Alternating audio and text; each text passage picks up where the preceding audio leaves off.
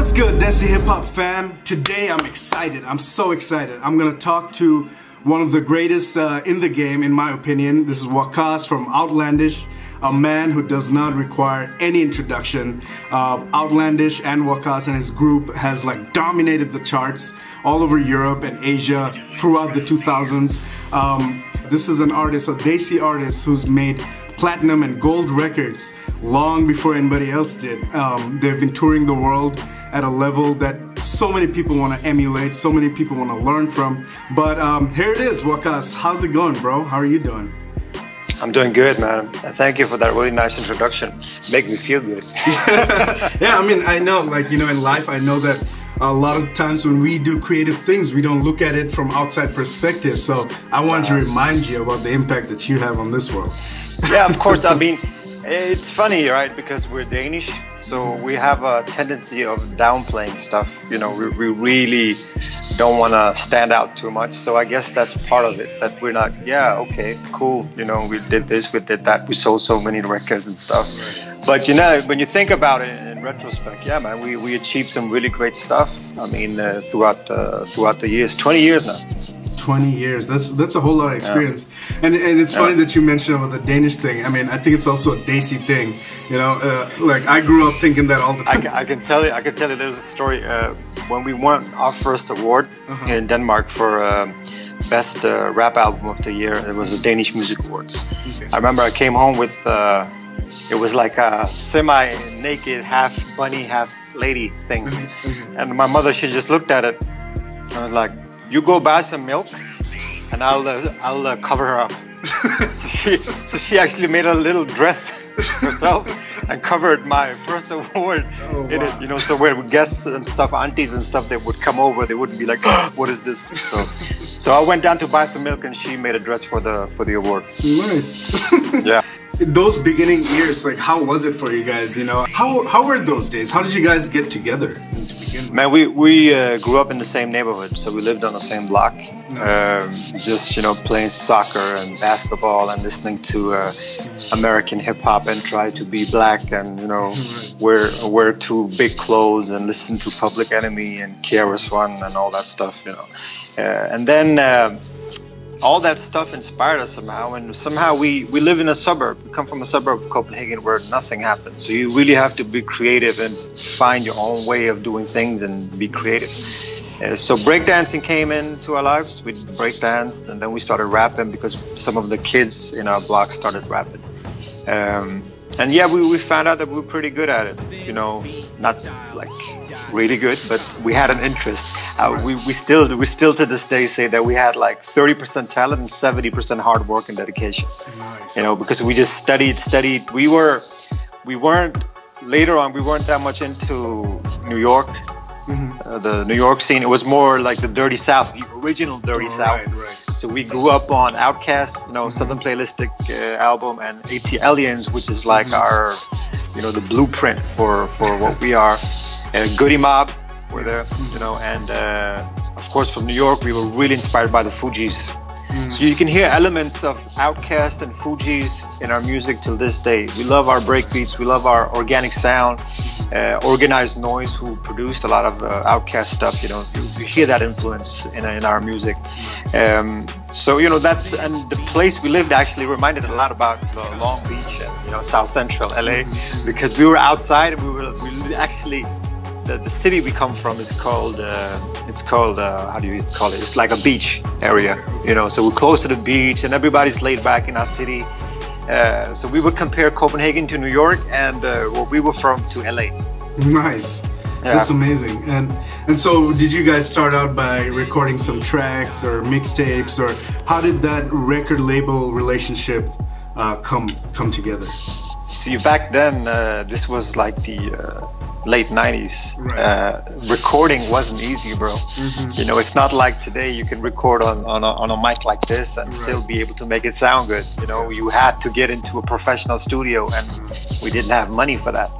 You know, so we found a guy who had a studio in his house, and like we didn't have any money, but he helped us produce some tracks because we wanted to you know, we were studying the American scene. What do they do? What makes them stand out? So, you know, we heard they were sampling from jazz records, from R&B records, old soul samples and stuff, you know, and mixing it with breakbeats. So I just went home to my mother's collection, and what do I find? It's like Lata Mangeshkar and Noor Jahan and Bollywood tracks.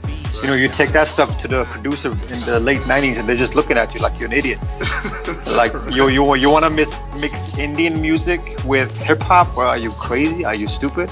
And no one in the US was doing that at that time. No one in the like world. The only record we have heard was actually Erbil Rakim from Paid in Full. I think they sampled Ofra Haza. Yeah, you know, that was the only thing. That was the only thing. But we were really like stubborn. So we found a guy who we made into our slave. You know?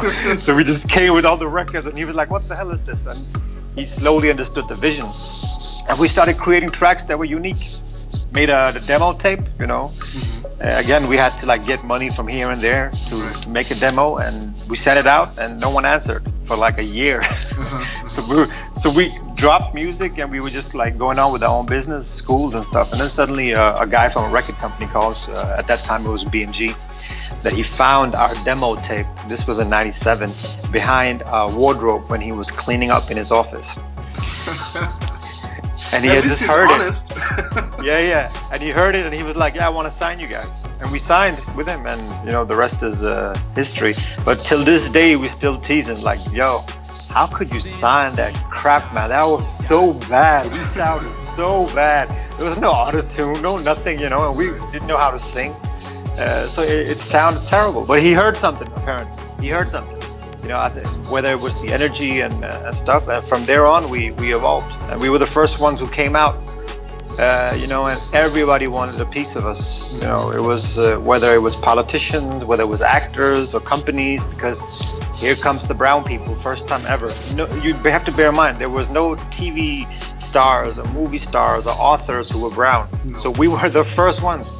So we had to take everything, you know, and of course we benefited too, because all the kids, all the brown kids, they adored us. Like wherever we went, still to this day, they're not kids anymore, but like I meet people in like troubled areas, they will be like, "Yo, when I was in jail, look into my eyes, man. It helped me through that time, man." I was like, "Okay, thanks, bro." You know, so you can't undermine the impact that time, place, and luck and determination and all those things combined had. You know, I found it really interesting today. It's much easier to get access to music. We didn't have easy access to music. We had the Source magazine, you know, which we worshipped. We studied it. You know, we took words from it and used in our raps.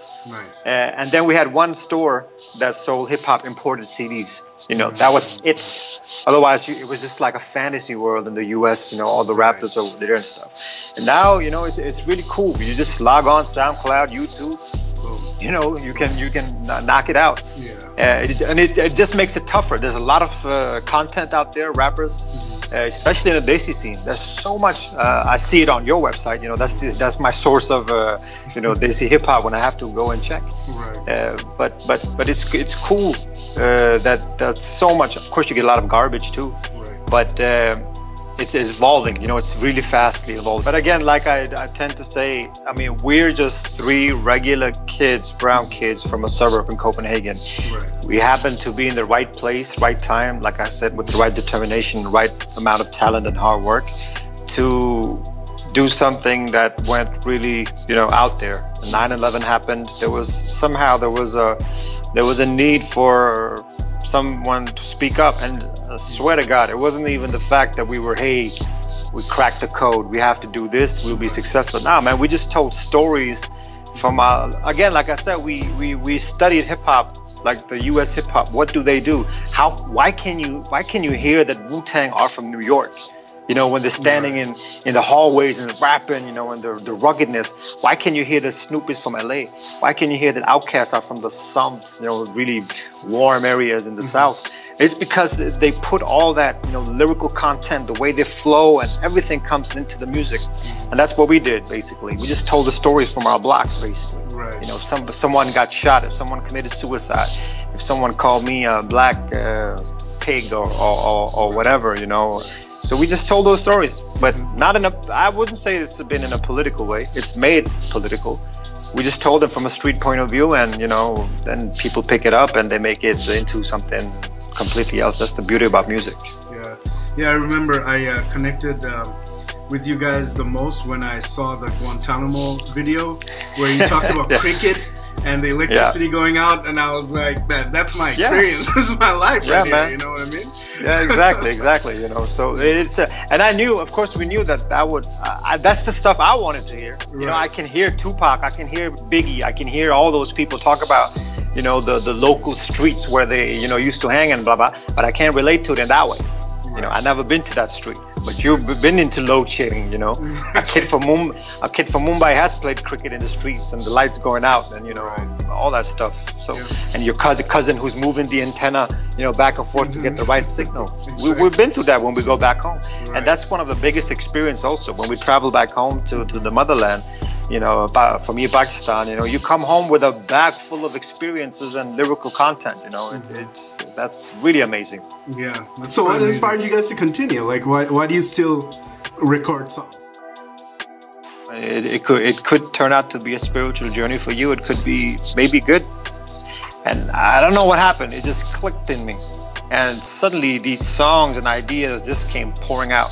And like I told you before, in 1 month. Entire month of March, I knocked out. I produced myself, wrote, recorded, mixed, mastered